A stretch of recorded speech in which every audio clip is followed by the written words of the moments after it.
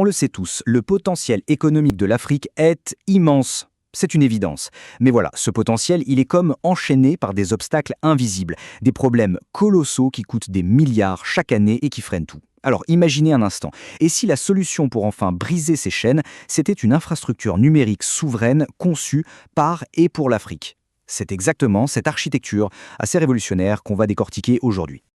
Alors, au programme, aujourd'hui, on va d'abord regarder le double défi en face, ensuite on découvrira la solution numérique souveraine qui a été proposée, on verra aussi sur quoi repose la confiance dans ce projet, quelle est sa vision pour le Sud, et pour finir, l'impact très concret qu'on pourrait voir d'ici 2030. Allez, c'est parti. On attaque donc avec le cœur du sujet, le problème. Ou plutôt, les problèmes. Parce qu'en réalité, c'est un défi à double facette qui freine tout le commerce africain. Regardez ce chiffre, 33 milliards de dollars. Ça donne le vertige, non? C'est le déficit commercial de l'Afrique avec un seul partenaire, la Chine.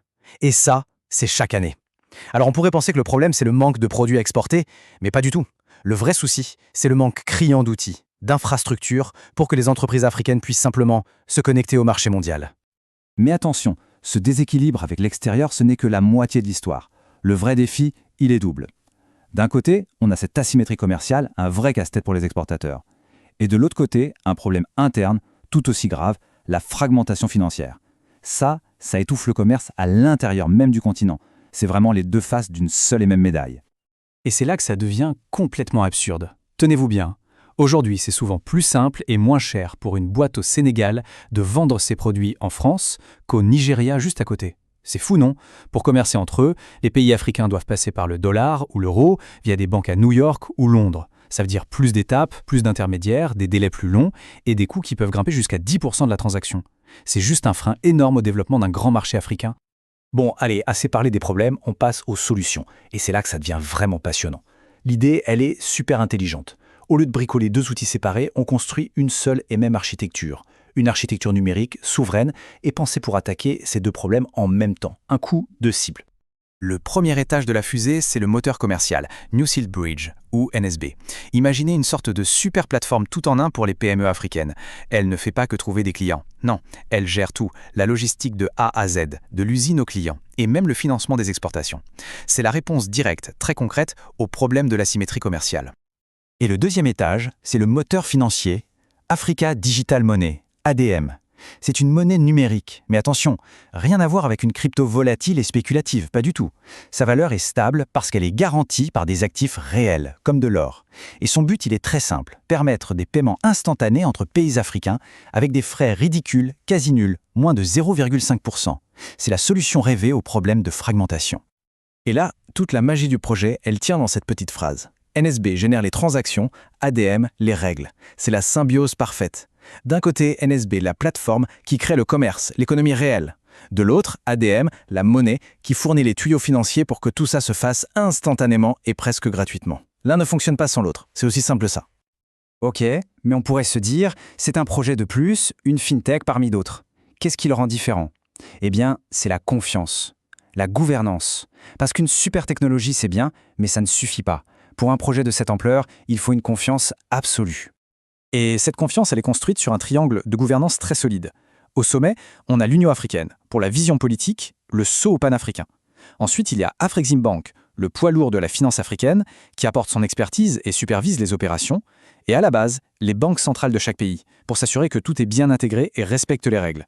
C'est du 100% africain pour une solution africaine. La vision de NSB, ADM, elle dépasse les frontières de l'Afrique. L'idée, c'est de construire une véritable autoroute financière pour connecter le continent aux autres grandes puissances économiques de ce qu'on appelle maintenant le Sud global. Et la feuille de route, elle est déjà toute tracée. D'abord, on se branche sur le système chinois CIPS pour commercer directement en yuan. Ensuite, connexion à la plateforme indienne INFX. Et enfin, liaison avec le système Buna du monde arabe. Le but final, pouvoir échanger directement avec ces géants, dans leur propre monnaie, sans plus jamais avoir à passer par les intermédiaires habituels. L'idée derrière tout ça, elle est simple, mais elle est révolutionnaire. C'est de faire passer l'Afrique du statut de périphérie de l'économie mondiale, qui subit les règles, à celui de carrefour central. Un hub incontournable qui participe, qui coécrit les règles des nouvelles routes du commerce mondial.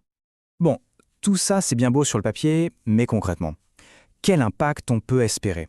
Qu'est-ce que ça va changer vraiment d'ici 2030? Eh bien, les objectifs sont chiffrés, ils sont clairs et ils sont très, très ambitieux.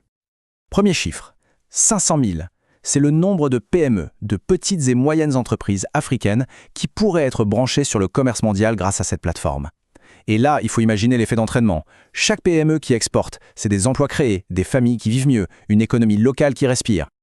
Deuxième chiffre, plus 8%. L'objectif, c'est de faire bondir le commerce entre pays africains. Aujourd'hui, il représente à peine 14,4% de l'économie du continent. L'idée, c'est de le faire grimper à plus de 22%. C'est un saut de géant. Ça renforcerait massivement l'autonomie économique de tout le continent. Et troisièmement, l'humain. Le projet vise à créer 25 000 emplois. Et attention, pas n'importe lesquels. Des emplois directs, très qualifiés, dans la tech, dans la finance, bref, des métiers d'avenir. C'est crucial pour construire une économie solide et surtout pour garder les talents sur le continent, pour enfin inverser la fameuse fuite des cerveaux. Et la question qu'on pourrait se poser, est-ce que c'est rentable tout ça? Eh bien, les chiffres sont là. Le projet deviendrait rentable en à peine 28 mois, avec un taux de rendement interne de 42%. Ça, c'est le genre de chiffre qui parle aux investisseurs et qui prouve qu'on peut avoir un impact social et économique énorme tout en étant financièrement très solide. Alors pour conclure, ce qu'il faut vraiment retenir, c'est que NSB/ADM, c'est bien plus qu'un simple projet tech.